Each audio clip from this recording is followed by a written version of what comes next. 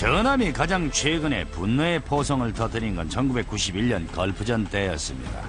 그러나 이 철갑의 야수는 100년이 넘게 해전을 장악해왔죠. 이 막강한 함선이 다가오는 걸 보게 되면 끔찍한 대가를 치러야 할 때라는 걸 알게 됩니다. 가장 최근에 취역한 미 전함은 아이오와급이었습니다. 1942년 발진한 아이오와급 함선 4척은 미군의 깃발 아래 항해에 나섰던 전함 가운데 가장 크고 가장 발전된 것이었죠. 각 함선에 실린 3개의 대형 포좌에는 천지를 무너뜨릴 만한 마크 7 16인치 함포 3문이 탑재되어 있습니다.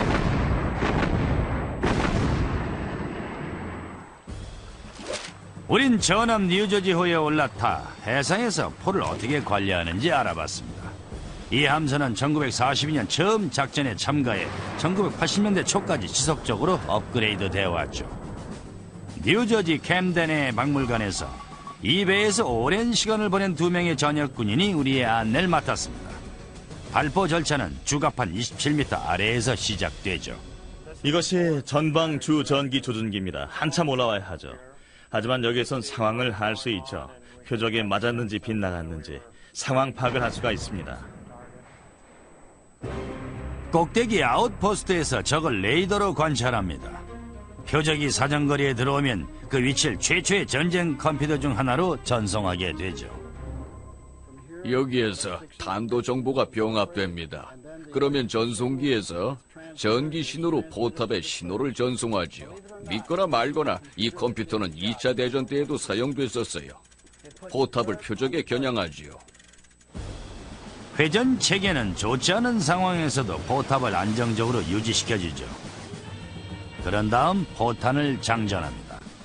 각 포탑마다 77명의 수병들이 달라붙어 발포를 준비하죠. 이 전함에서 가장 보호가 잘 된 지역인 정상갑판 13m 아래에서 장전이 시작됩니다. 화약 가방을 집어넣죠. 그래서 이 구역은 절대 금연을 해야겠죠. 6개의 화약 가방을 선반에 싣습니다. 그리고 각 가방의 무게는 50kg이지요. 이것을 승강기에 올려놓으면 승강기가 다시 포탑으로 올려보내죠. 장약이 채워지고 나면 포탄을 화약 저장구역 바로 위에 자리한 갑판에서 들어 올립니다. 각 레벨마다 최대 168개의 발사체를 저장할 수 있죠. 그러나 승강기로 올려보내는 작업은 대단히 힘이 듭니다. 발사체가 움직이기 시작하면 질 좋은 윤활유로 갑판을 바릅니다. 많이는 아니고 살짝 미끄러울 정도로만 바르지요. 이 순간 갑판 선원들은 1200kg의 포탄이 깨질까 노심초사합니다. 이렇게 포실에서는 모든 수병들이 합심해서 작업을 하죠. 승강기가 발사체를 포실로 들어 올려서 포대 위로 옮겨 놓습니다. 그러면 포대가 눕혀지고 발사체는 선조에 끼어지지요. 발사체가 선조의 자리를 잡으면 화약 가방을 채울 준비를 합니다. 그러면 꽂을 때가 격벽에서 나와 다시 천천히 장약을 포에 끼우게 되죠. 포탑의 수병들은 모든 작업을 마쳤습니다. 그러나 방아쇠를 당기는 것은 더 높은 곳에 있는 승무원들의 몫이죠. 전기 조준기가 표적에 맞춰지면 우린 지시등을 전멸해서 포탑에 장약이 됐음을 알리죠. 그럼 모든 발포 준비가 끝납니다. 발사! 표적의 머리를 향해 이 아이오와급 전함은 최대 분당 2발의 속도로 치명적인 연발 사격을 가할 수가 있습니다. 그러나 2차 대전 때 항공모함이 등장하면서 전함의 영광은 감소하고 말았죠. 오늘날 최신식의 스마트 폭탄은 노동집약적인 전함을 영원히 은퇴시켜버렸습니다. USS 위스콘신호와 미저리호가 사막의 폭풍작전에서 마지막 포성을 울렸죠. 그러나 전함의 천둥 소리는 함포의 뜨거운 맛을 봤던 적들에게는 영원히 메아리처럼 귓전을 맴돌 것입니다. 대단하죠. 어마어마한 크기의 대포와 이 대포의 사용법을 아는 수병들과 함께 보내는 것보다 짜릿한 게 있을까요? 야호! 우린 전함 뉴저지호에 올라타 해상에서 포를 어떻게 관리하는지 알아봤습니다. 이 함선은 1942년 처음 작전에 참가해 1980년대 초까지 지속적으로 업그레이드 되어 왔죠. 뉴저지 캠덴의 박물관에서 이 배에서 오랜 시간을 보낸 2명의 전역 군인이 우리의 안내를 맡았습니다. 발포 절차는 주갑판 27m 아래에서 시작되죠. 이것이 전방 주 전기 조준기입니다. 한참 올라와야 하죠. 하지만 여기에선 상황을 알 수 있죠. 표적에 맞았는지 빗나갔는지 상황 파악을 할 수가 있습니다. 꼭대기 아웃포스트에서 적을 레이더로 관찰합니다. 표적이 사정거리에 들어오면 그 위치를 최초의 전쟁 컴퓨터 중 하나로 전송하게 되죠. 그리고 각 가방의 무게는 50kg이지요. 이것을 승강기에 올려놓으면 승강기가 다시 포탑으로 올려보내죠. 장약이 채워지고 나면 포탄을 화약 저장구역 바로 위에 자리한 갑판에서 들어 올립니다. 각 레벨마다 최대 168개의 발사체를 저장할 수 있죠. 그러나 승강기를 올려보내는 작업은 대단히 힘이 듭니다. 발사체가 움직이기 시작하면 질 좋은 윤활유로 갑판을 바릅니다.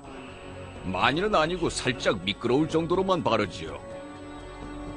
이 순간 갑판 선원들은 1200kg의 포탄이 깨질까 노심초사합니다. 이렇게 포실에서는 모든 수병들이 합심해서 작업을 하죠. 승강기가 발사체를 포실로 전함이 가장 최근에 분노의 포성을 터뜨린 건 1991년 걸프전 때였습니다. 그러나 이 철갑의 야수는 100년이 넘게 해전을 장악해왔죠. 이 막강한 함선이 다가오는 걸 보게 되면 끔찍한 대가를 치러야 할 때라는 걸 알게 됩니다. 가장 최근에 취역한 미 전함은 아이오와급이었습니다. 1942년 발진한 아이오와급 함선 4척은 미군의 깃발 아래 항해에 나섰던 전함 가운데 가장 크고 가장 발전된 것이었죠. 각 함선에 실린 3개의 대형 포좌에는 천지를 무너뜨릴 만한 마크 7 16인치 함포 3문이 탑재되어 있습니다. 여기에서 탄도 정보가 병합됩니다. 그러면 전송기에서 전기 신호로 포탑에 신호를 전송하지요.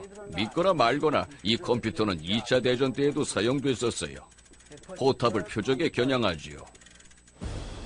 회전 체계는 좋지 않은 상황에서도 포탑을 안정적으로 유지시켜주죠. 그런 다음 포탄을 장전합니다. 각 포탑마다 77명의 수병들이 달라붙어 발포를 준비하죠. 이 전함에서 가장 보호가 잘 된 지역인 정상갑판 13m 아래에서 장전이 시작됩니다. 화약 가방을 집어넣죠. 그래서 이 구역은 절대 금연을 해야겠죠. 6개의 화약 가방을 선반에 싣습니다. 들어 올려서 포대 위로 옮겨 놓습니다. 그러면 포대가 눕혀지고 발사체는 선조에 끼어지지요. 발사체가 선조의 자리를 잡으면 화약 가방을 채울 준비를 합니다. 그러면 꽂을 때가 격벽에서 나와 다시 천천히 장약을 포에 끼우게 되죠. 포탑의 수병들은 모든 작업을 마쳤습니다. 그러나 방아쇠를 당기는 것은 더 높은 곳에 있는 승무원들의 몫이죠. 전기 조준기가 표적에 맞춰지면 우린 지시등을 전멸해서 포탑에 장약이 됐음을 알리죠. 그럼 모든 발포 준비가 끝납니다. 발사! 표적의 머리를 향해 이 아이오와급 전함은 최대 분당 2발의 속도로 치명적인 연발 사격을 가할 수가 있습니다.